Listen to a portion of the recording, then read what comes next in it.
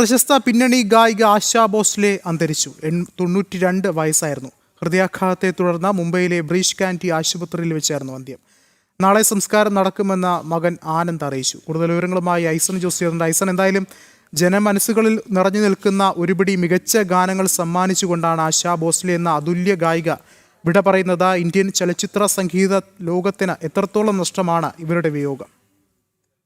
തീർച്ചയായും വിഷ്ണു, ചലച്ചിത്ര ലോകത്തിന് മാത്രമല്ല ചലച്ചിത്രേതര സംഗീതത്തിനും കാര്യമായ ഒരു സംഭാവന അല്ലെങ്കിൽ കാര്യമായ സംഭാവനകൾ നൽകിയൊരു വ്യക്തി കൂടിയാണ് ആശാ ഭോസ്ലെ. നമുക്കറിയാവുന്നതാണ്, ആശാ ഭോസ്ലെ ലതാ മങ്കേഷ്കറുടെ സഹോദരിയാണ്. അവരുടെ ആർ ഡി ബർമൻ ഉൾപ്പെടെയുള്ള മികച്ച സംഗീത സംവിധായകന്മാരുമായി സൃഷ്ടിക്കപ്പെട്ട മനോഹരമായ ഗാനങ്ങൾ ലോകം മുഴുവൻ പാടി നടന്ന ഗാനങ്ങളുടെ ഒരു ഗാനങ്ങളായിരുന്നു. അത്തരത്തിലുള്ള മനോഹരമായ സംഗീതാവിഷ്കാരങ്ങളെ ശബ്ദം നൽകിയ ഒരു ചരിത്രമായിരുന്നു ആശാ ഭോസ്ലെയുടെ ജീവിതത്തോടെ അവസാനിക്കുന്നത്.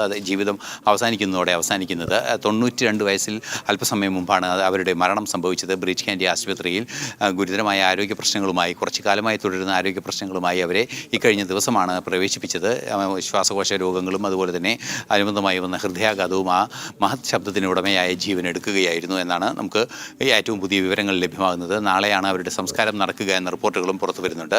ഏറ്റവും പ്രധാനപ്പെട്ട ഒരു ഘടകം എന്ന് പറയുന്നത് ഗ്രാമി പുരസ്കാരത്തിന് ആദ്യമായി നിർദ്ദേശിക്കപ്പെട്ട ഒരു വ്യക്തി കൂടിയായിരുന്നു അദ്ദേഹം. അതുപോലെ തന്നെ ദാദാ സാഹേബ് ഫാൽക്കെ അവാർഡ്, പത്മവിഭൂഷൺ തുടങ്ങിയ ആദരങ്ങളെല്ലാം തന്നെ നൽകി സംഗീത ലോകവും ഭാരതവും അവരെ ആദരിക്കുകയും ചെയ്തിട്ടുണ്ട്.